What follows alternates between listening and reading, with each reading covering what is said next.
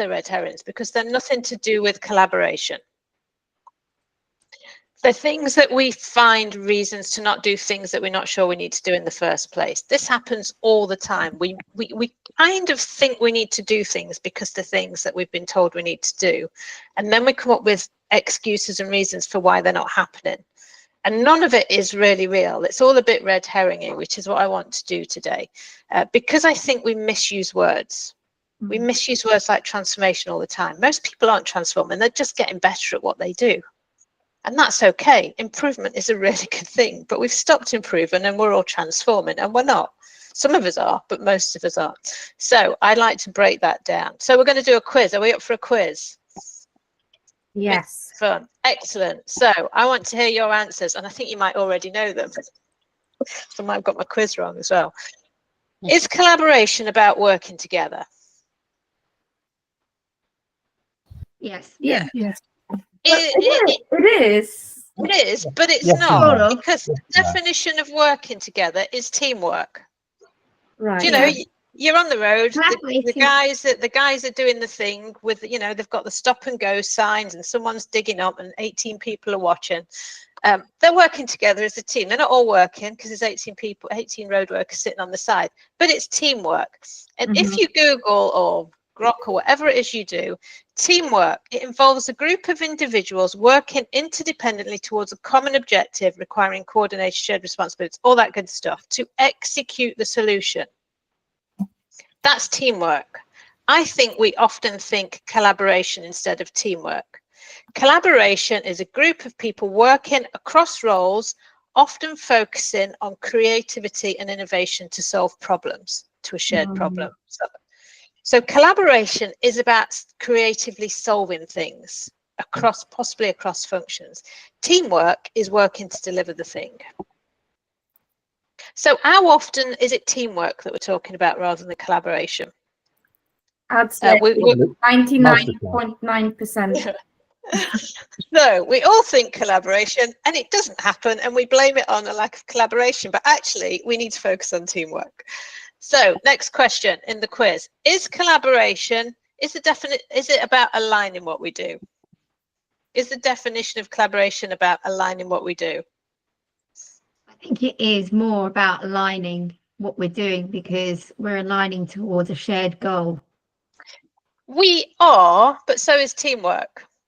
You know, the road workers all want to get the road fixed. Aligning is really about actually working towards a shared goal, and it is actually doing tasks towards a shared goal, whereas aligning is actually working, collaborating towards a shared it's coordination. If we're aligning what we do, we want the guy at one end to be turning the stop signal at the same time as the guy at the other end turns the go sign. They're aligning what they do. They're coordinating to achieve that goal.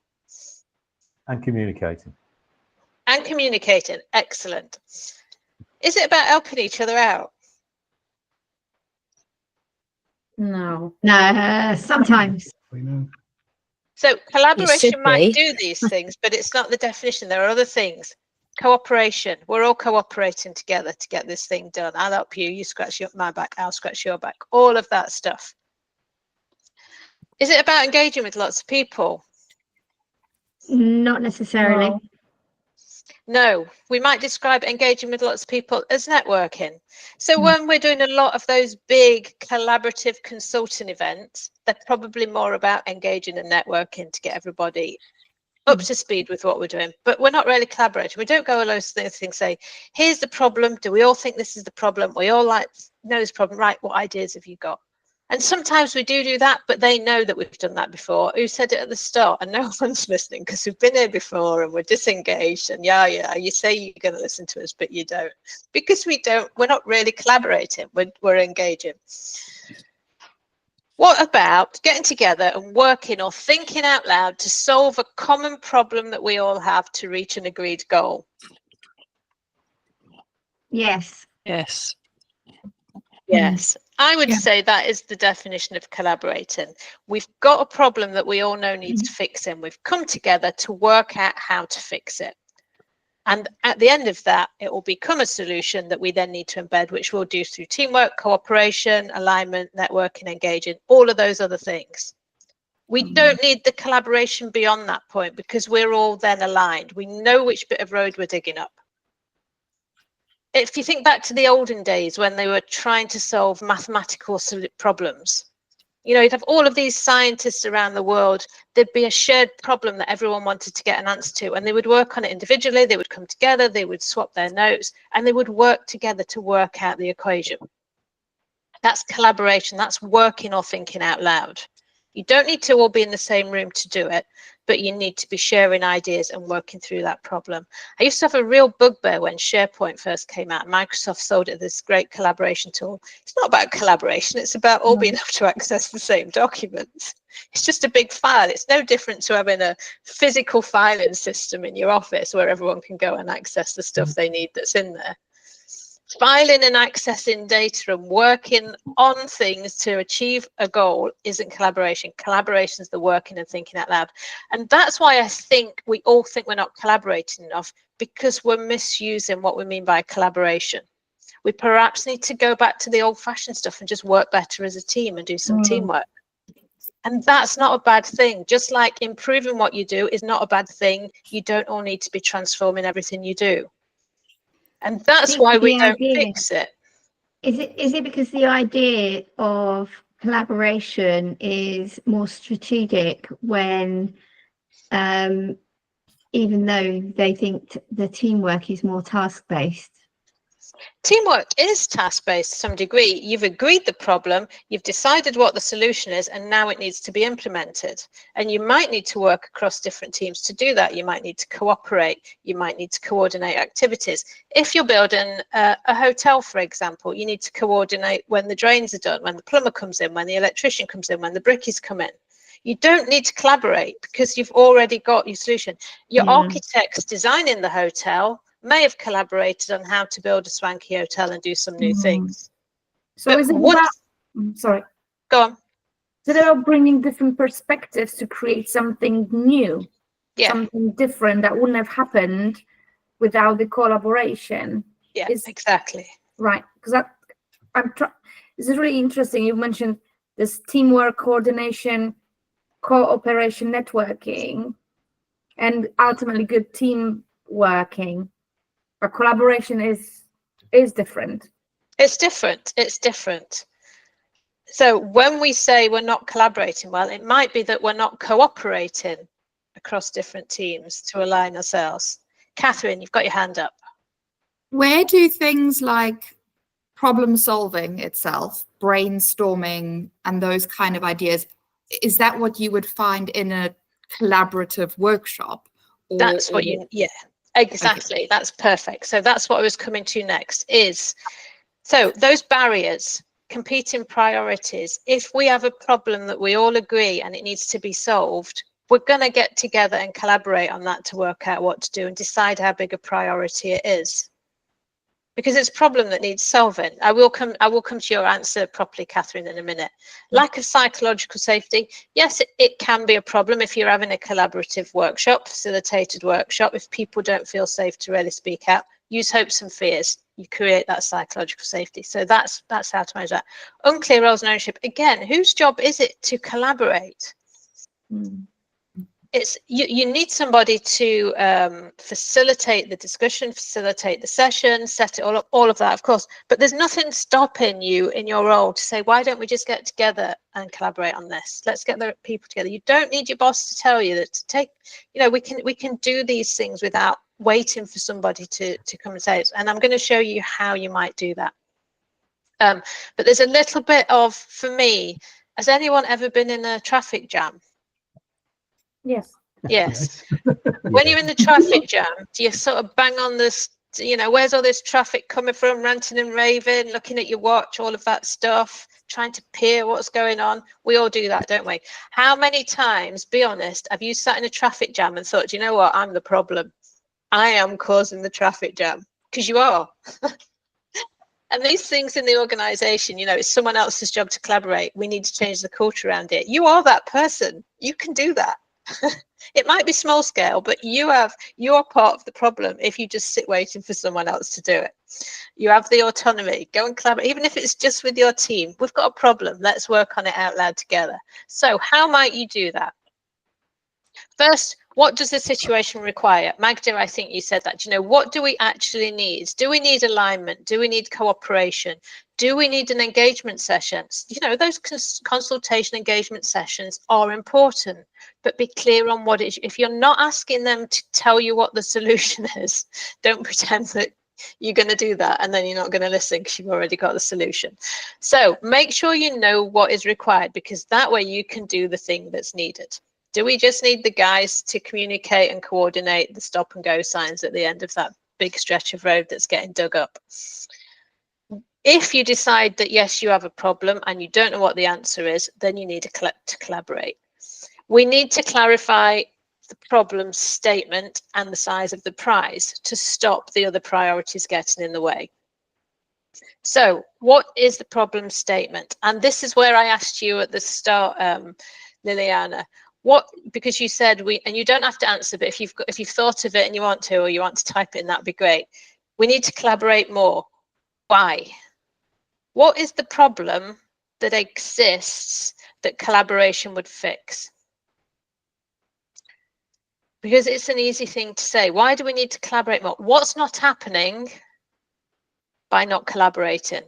And there's a tool to use, and you can use this for the collaboration thing, or you can use it for the problem, for the collaboration thing, or to work out why you need to collaborate. Michelle?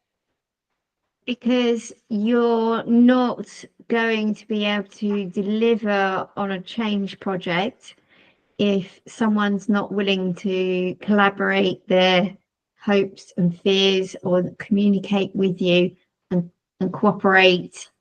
If you've already decided what the change project is and what the solution is, you don't need the collaboration. You need the cooperation, the alignment, the coordination, all of those things. Oh. You don't need people to think out loud of a solution to a problem because you've already determined what the solution is. The collaboration would then be, how do we go about helping you sort of move towards the change? Again, is it a problem that needs a solution, or is it about getting everybody on board, aligned and all that good stuff? It's all important to do. My point here is make sure we know what is required rather than assuming it's collaboration, because because it's overused. It's overly used, and then we don't really know what we mean, and we're perhaps trying to collaborate when what we really need is to get 10 group heads in a room, explain the plan, where they fit in and when we're going to call on them, and show them the big picture so they know where they fit in and align them. That's not collaboration. That's getting everyone aligned around a plan and when I need to do, you know, when does the electrician need to come in to fit out the build? Probably near the end. We'll give you a shout in October.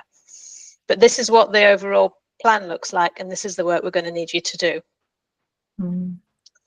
So how do we know what the problem is and whether collaboration is needed? Could be one of those. So there's a tool, Gap Leap. What's the difference between where you are now and where you'd like to be? What's the gap? What's the gap that you have? So if you think collaboration is the solution, what's the gap it's going to fix? And if that's still a bit vague, keep asking why. So keep going back and asking why. Why do we need to do this? Why do we need to do this? Why do we need to do this? It will give you a problem statement. It will give you a problem statement that if you do need to collaborate, if you are in a collaboration session, so Catherine, you talked about that ideation session, do this with you. So you've got all your people in the room. Let's define the problem statement and make sure everybody understands that this is a problem that we have in the organization and we really want to fix it. And everybody agrees that it's a problem. We then do the second part. If we don't fix it, what's going to happen? And that will give you all of your risks and things that are going to go wrong. If we fix it, what's going to happen? That's going to give you all of the outcomes that you're trying to achieve if that gap's fixed. We can then cost that out. We can say, okay, how much would it cost to do nothing? What's the cost to the organization of doing nothing? And if we fix it, is there any beneficial income, additional income over that? And that will give you a sum, which is the size of the prize. Is this a problem that's worth fixing? It might be that what you think is a problem is only worth £2.50. And then in that case, all of the other priority, you know, it's a low priority. It might be that this problem statement, if we don't fix it, is going to cost us 5 million a year and we're going to go under in 2 years. So we need to fix it. So that gets rid of that priority thing that came out in the poll. So everybody will agree the problem statement. We all agree this is a problem. We know what's going to happen if it's not fixed. We know what will happen if we do fix it, and we know how much it's worth as a problem to the organization. Should we do something about it? Yes or no? If it's a yes, why have we not fixed it yet? What are the reasons that that problem hasn't been fixed? And we still haven't got any solutions. Only then do we start to collaborate, thinking out loud, because everyone's aligned around the problem. Everyone knows how big a problem it is, and everybody's clear on why we've not fixed it to date. Then we start to ideate. Then we start to ask questions like, how might we fix this? How might we do it differently? And that is when we're collaborating. We've created the safe space with the hopes and fears. We've agreed the problem statement. We're now getting into, okay, what could we do about this? We're collaborating across boundaries, across different thoughts. We might bring in different brains to give us some. There's lots of other tools you can use in ideation sessions. If you're stuck for things like that, give me a shout, because I've got some really, really fun ones to do if you don't have any. But start to create the thinking. We've got a problem. How do we solve it? How do we solve the E equals MC squared equation if it was 300 years ago? Do you know, what do we know? What don't we know? What could we go and find out? And at the end of that, we'll probably have some ideas about what to do next. But we still had that poll response around accountability and responsibility. Anybody can facilitate this session. You know, you don't need to be the boss to organize this. You do want someone to facilitate it, though. But at the end of it, what are we going to do next? We're going to go and find out about what are the big chunks of activity that have come out of that ideation session to take us to the next level. We've got some tasks. We can assign responsibility, accountability. We can look at who's going to provide input. We can decide who the decision owner is. Suddenly we've moved this problem statement into an action doable list. We might need to come back and do a bit more collaboration because it still might be quite ill-defined. But that, to me, is what collaboration is. Have we got a problem that needs a solution, and do we need to bring in some new thinking for it? And let's make sure we know what the problem is before we start even thinking about the solutions. And quite often, as we've sort of discussed today, we come up with solutions to a problem that we haven't defined. So if somebody says to me, we need to do more collaboration, and I did this exact with a client last week. They brought all of these organizations together, and he said, we really need to collaborate more and innovate more with all of these different units. And I says, why? He says, well, he kind of looked at me like, what do you mean why? It's like, why do you need to collaborate? Because they all provide a different function. So why do you need to collaborate? And finally, we got down to a problem statement for their organization that getting some of these different functions in a room together to come up with creative, innovative solutions would help them deliver a better service. Mm. But just saying we need to collaborate more kind of leads us down to doing things like, let's get everyone together to engage them on this, and they lose interest because you're not really bought into it either, because you don't really know why they're there. We engage with people without thinking about the purpose of the engagement because we know we need to do it. Somebody just sent me an email saying, can I do a session on how to communicate change better? Can you teach us how to communicate change better? I'm like, well, what's the problem? What is the challenge you have that you think communicating more will solve?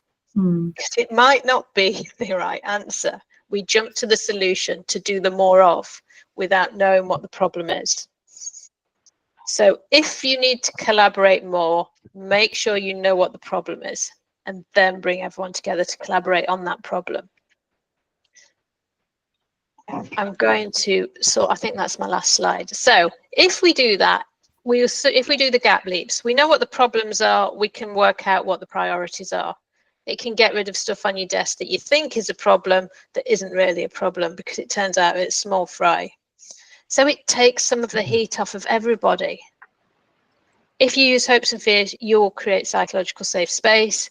if you facilitate and you use the rapid at the end of any session, you suddenly got clear roles and ownership. You don't need someone to tell you to do stuff. You don't need someone with a job title saying collaboration manager. But it will become clear. People will volunteer. You can find people to do things. It becomes much clearer. So that can shift all of those things forward. So whilst, as I said, I wasn't sure why I'd put these answers in, I was obviously quite tired when I did it. It actually gave me quite a lot of interesting information to work on for this session, because I think, 36 votes, I know it's not huge, but it is quite a lot for a LinkedIn poll, because there's so much on LinkedIn, you miss most stuff. So people obviously think these are some of the challenges around collaboration. And I would just always push back and say, what is the problem you're trying to solve that you think collaboration is a solution for? Because it might just be you need to be better coordinated, better aligned, cooperating more, spending efforts on teamwork, if you need to go out and engage with people, don't turn it into a big consultation where you've already got the answers and they know you've already got the answers, because they're going to know you're just wasting everyone's time. But you can go out and share your solutions and ask people what's wrong with it. How can we make it better? So make those sessions really valuable to the other people as well as yourself, because they'll see through it otherwise. Don't pretend it's collaboration if you're not going to get them to problem solve. And I'm going to finish there. I would like to know what you've learned, what your biggest surprise is, or how you might use this, or ask me questions. I finished a little bit early. We've got 15 minutes left. So the floor is yours.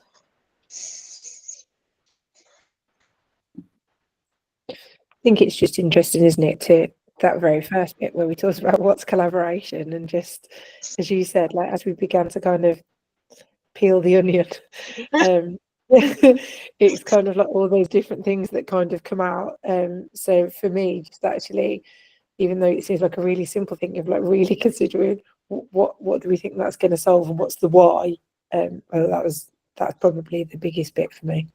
Brilliant. And you know, the more people that question that, because if we're all thinking it's on your mind all the time, we need to collaborate more, we feel like we're not doing our jobs properly. And actually, we don't need that. We need something else, which we might be able to do. There's quite often a different solution that will work and be much easier to implement. Thank you for sharing, Helen. Yeah, no, I just 100% agree with Helen. It was quite eye-opening, but I suppose that's sort of what's interesting about language and what we do and change is it's so nuanced and sometimes quite obvious when we get it right. Yeah.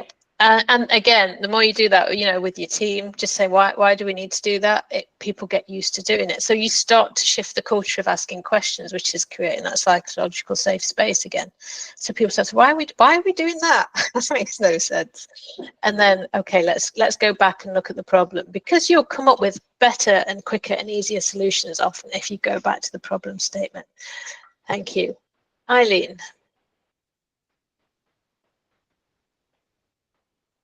You're on mute now. Oh gosh, I think you learned by now, wouldn't you? Lovely to see you, Tammy, and thank you for inviting me to the call. I think for me, the most useful one that I've seen is basically the hopes and fears one. So I'm trying to help an organisation integrate into my existing organisation, and there's that resistance there. And I'm hoping, using the hopes and fears bit, that we can identify what's stopping us from moving. Yeah. And basically try and find, in the hopes bit, some similarities that we can work on first before we move on to the fears, I think, which is where the differences are going to be difficult to try and integrate and align. Yeah. Excellent. What I would suggest, if you have your own fear to add to the board, so I always have a fear that people won't interact and engage, because people are much more likely to come up with fears if you've come up with one yourself. And then I would also recommend get rid of the fears first, because if you do the hopes first, people aren't listening because they want to know what you're going to do about the fears.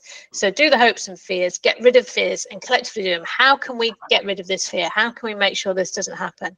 And that will shift people's mindset, will calm down the emotions, the thinking, the thoughts they're having that perhaps negative, and then go, right, here's our hopes, here's an agenda. Are we all happy? If there's not too many in the room, check with everybody. check, you know, Helen, are you happy? Catherine, are you happy? And that way everyone will feel much more aligned and part of that group. And once you've done that 1 or 2 times, they just take it as the norm. So you can really create that trusting space quite quickly. So I'd love to hear how you get on with that. All right, thank you. Thank you. Michelle. Yeah, this is quite, well, it's quite apt actually, because I went for an interview and I was asked, how would you try and meet a stakeholder's expectations? How would you try and get their goals that are higher than the actual reality? So their expectations are higher than the reality. How would you try and align them? So it's more like a change project that is in progress, that's obviously not meeting its goals and success model. And I think the word collaboration has never even been heard, or even cooperation. So again, if people aren't happy and they're not aligned around the goals, it's not a collaboration, it's alignment. It's getting people cooperating, understanding the problem. And it might be that they all come up with the same issue and you go, okay, we need to work on this. So let's get everyone together and see how we fix this as a group. I tried to put that point across and they just wouldn't have it. They said, oh no, it's in the implementation. I was like, really? So someone's sometimes working on paper still and you want them to be on the computer. Sometimes in an interview you need to tell them what they want to hear and then go and do the opposite once you've got the job. That's what Ninja is. Don't tell them what you're going to do. No, that's it. Ninja is all about stuff. Pete. Yeah, I think my question is going to be about how to get people to collaborate. I've got a job where I'm going to be going in as a technical specialist in working with hazardous chemicals to a group who probably are expecting to be told this is what you do, whereas really I think I need them to understand more the basics, because once you understand the basics, how you do it is fairly self-evident. So it's getting that engagement, you know, rather than having me standing up at the front and giving them an hour presentation. Without knowing that situation, and you can always bring me in as a coach, Pete. I would do the gap leap with them. So if you know what the problem is that you're in to go and fix, and it's something that they will acknowledge, or get it into language that they will acknowledge, get them to fill in the gap leap. So, you know, if it's a health and safety thing, there's legislation and we're not meeting the legislation just now and we could get fined. So what would happen if we don't do it? We could get fined, people could lose arms and legs. We might, as a business, it's not quite that bad. But you know, it's get them to fill it in. And if you've done it first, you'll know what the answers are going to be. So if they don't come up with the things, you can coach them on it. You know, would it be an issue if we got fined? And they're like, oh well, yeah, it could cost lots of money. Does anyone know? Well, it costs us £50,000 every time we get fined. And so get them to fill it in, and then do the why hasn't it been fixed. And at that point, if it's really clear that what you're going to do is the right solution, they'll just say, oh, we should get someone like Pete in to sort this out because he knows what he's doing. And if you do it in a group, you're much more likely to get consensus, because if somebody's being a bit off, you know, there's always somebody that's just, you know, disagreeable, if that's the right word. Is that even a word? But the other people in the room will quieten them down. So get them to sort of hold each other to account and you know, stop people mouthing off inappropriately. So always fill it in first, so you know what the answer is and you know that what you're doing is the right thing, and then you get them to fill it in and coach them through it. It always works, especially if why hasn't it been fixed? Why haven't we sorted this issue out before? Well, we've not had a specialist come in who knows what they're talking about, and yada yada. I suspect it's more the company management have decided to move into a new area, and this comes with the territory. So there's a certain amount of why are we doing this, and why is it really dangerous, and okay. And do you know, if it is the wrong thing, then there's other tools like the IDQB, which I'm happy to jump on a call.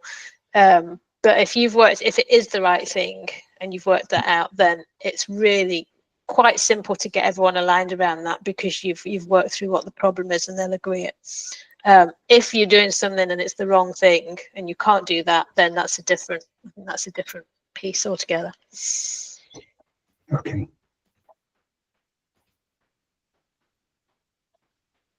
Anyone else? Any other questions or thoughts or learnings, observations? I found that question, why hasn't it been fixed yet, really powerful. Yeah. And it throws people away, a bit, because it very often it's you know, it's our own problem, it's our own fault. It is, I find it quite interesting that there's a pause before and going there.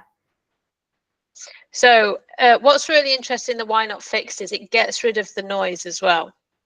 Mm-hmm. So do you know, we've all been in situations where someone said, oh, if only we didn't work in silos, or if we need to change the culture, or you know, those things that really don't mean that much. So, well, you know, we are the culture, let's do what we can today, but we can't change the organizational culture, so let's put it to one side. What can we influence? What can we do?